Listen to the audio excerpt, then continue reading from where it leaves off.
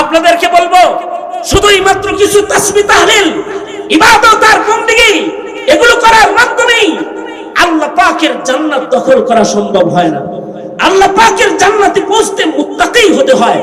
যেই মুত্তাকি, যার জন্য আল্লাহ পাক জান্নাত বানিয়েছেন, তার হৃদয়ে শুধুই মাত্র এক আল্লাহর ভয় থাকতে হয়। তার হৃদয়ে ভয় থাকে না, আল্লাহর ভয় থাকে না, রাতের ভয় থাকে না, চাইনার ভয় থাকে না, বাতিলের রক্তচক্ষুকে সে ভয় করে না। কারণ সে ভয় করে হকের সৈনিক হিসেবে একমাত্র হক তাআলাকে সে ভয় করে, দুনিয়ার আর কোনো অপশক্তিকে সে ভয় করে না। আমাদের পিতৃপুরুষরা এই নমুনা শিক্ষা দিতেই আল্লামা জুনায়েদ বাবুনগরী শাহাদাত বরণ করেছেন। হকের ইস্তেকামত শিক্ষা দিতে গিয়েই শাইখুল ইসলাম আল্লামা আহমদ শফী শাহাদাত বরণ করেছেন। হকের পরিচয় শিক্ষা দিতে গিয়েই আমাদের পূর্বপুরুষরা জীবন দিয়েছেন। বাতিলকে কেমনে তাড়াইতে হয়, যদিও সেটা ইংরেজ বেনিয়াদের ভয়ঙ্কর রূপেও বাতিলের আগমন হয়, কেমনে বাতিল তাড়িয়ে হক প্রতিষ্ঠা করতে হয়, আকাবির উলামায়ে দেওবন্দ হকের কাফেলা হয়ে জাতিকে হক শিখায়া গেছেন। এহে আহলে হকের কাফেলা, এহে মাদারিসে কওমিয়ার আহলে হকের সৈনিকেরা, তোমাদেরকে আমি শুধু জিজ্ঞাসা করতে চাই, জমিনে হক চিনায় দিতে, বাতিলকে চিনায় দিতে, হককে, হকের মালিককে জমিনে প্রতিষ্ঠা করার জন্য হক তরিকায় আকাবিররা যেমনটি ত্যাগ আর কুরবানি পেশ করেছেন, তোমরা সে কুরবানি পেশ করতে তৈয়ার আছো তো ইনশাআল্লাহ? হকের পথ কণ্ঠকাকীর্ণ পথ, হকের পথ রক্ত ঝরা পথ, হকের পথ নিজের দেহকে মুসলা বানায় শাহাদাতের পেয়ালা চুম্বন করার পথ, হকের পথ হিজরতের মাধ্যমে দেশ ত্যাগ করেও হকের পতাকাকে আগলে রাখার একমাত্র পথ আহলে হকদের পথ।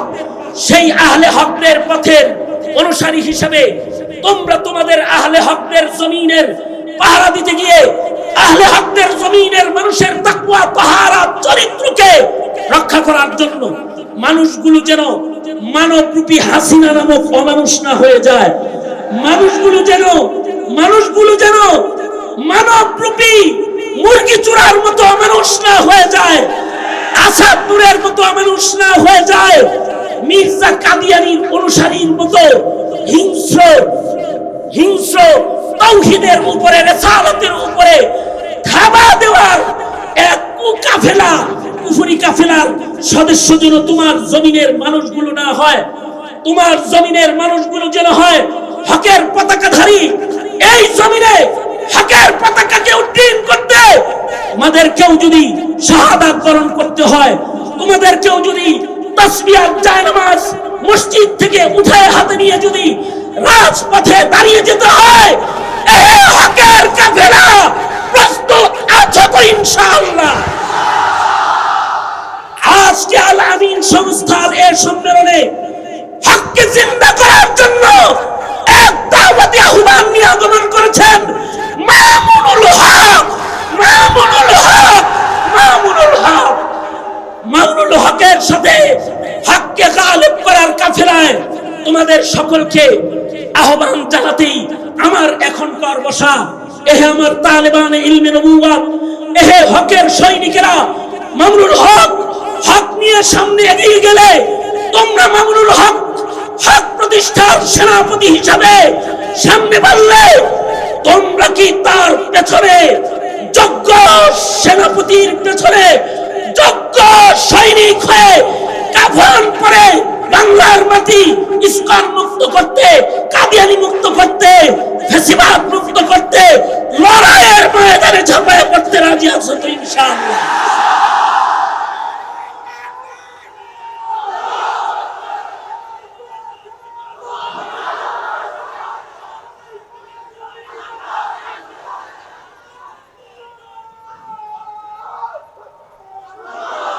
বাংলাদেশে ভাওতাবাজির দিন শেষ, ভাওতাবাজির দিন শেষ।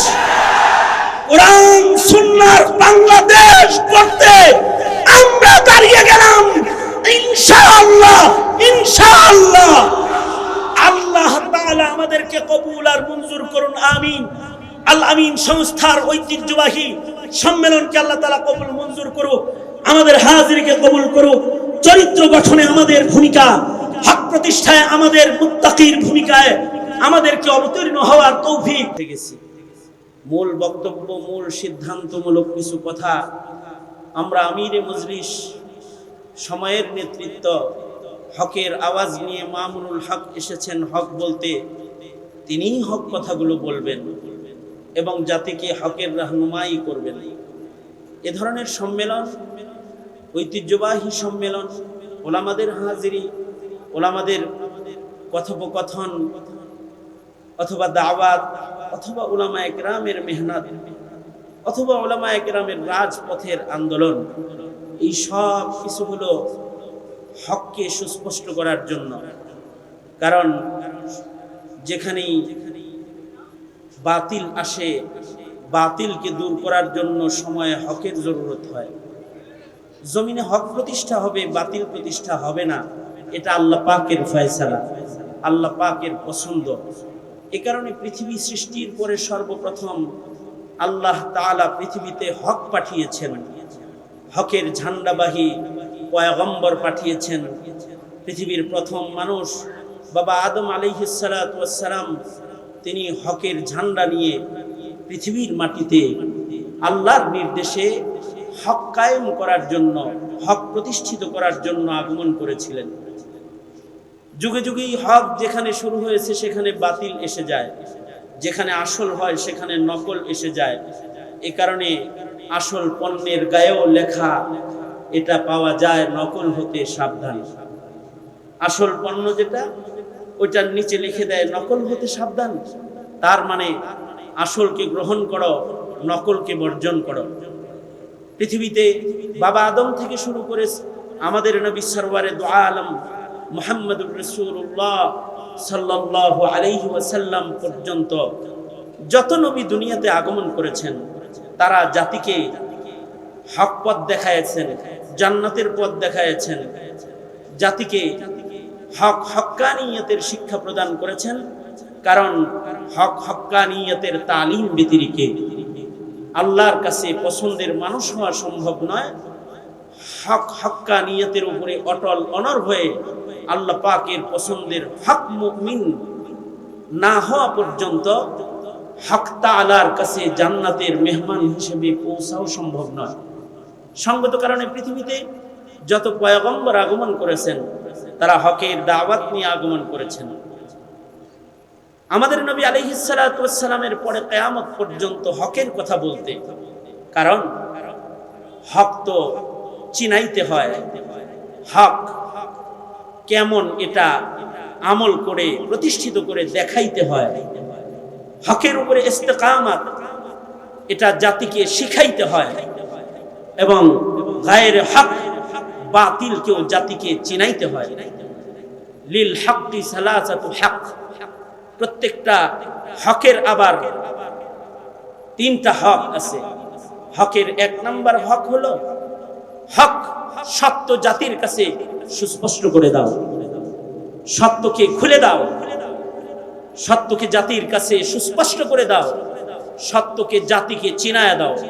এটা হকের এক নাম্বার হক। দ্বিতীয় নাম্বার হক হলো হক চিনাইলেই হবে না, হকের উপরে ইস্তেকামাত শিখাও। হকের উপরে ইস্তেকামাত এটা হকের দ্বিতীয় নাম্বার হক, যে হকের উপরে ইস্তেকামাত লাগবে। হকের উপরে ইস্তেকামাত যেটা, এইটা তাকওয়াল্লাহ বিহীন হকের উপরে কেউ ইস্তেকামাতের সাথে দাঁড়িয়ে থাকতে পারবে না। বাতিলের কাছে মাথা নত করবে তারা যারা তাকওয়া বিহীন পথ চলবে। তারা হক চিনবে কিন্তু তাকওয়ার অভাবে হকের উপরে তারা অটল থাকতে পারবে না। এ কারণে নবী রাসূলদেরকে হকের ঝান্ডা দিয়ে বাতিলের মুখোমুখি পেরেশান ও মুসিবতের কণ্ঠকাকীর্ণ পথ আল্লাহ পাক পয়গম্বরদেরকে চালায় হকের পথে চলতে। কষ্ট, ক্লেশ, কুরবানি কেমনে রাখতে হয় আর হকের উপরে ইস্তেকামাত কিভাবে থাকতে হয়, এটার তালিমও পয়গম্বরদের শাহাদাত, পয়গম্বরদের কুরবানি, পয়গম্বরদের রক্ত ঝরায় আল্লাহ রাব্বুল আলামিন পৃথিবীর হকপন্থী মানুষদেরকে তালিম প্রদান করেছেন।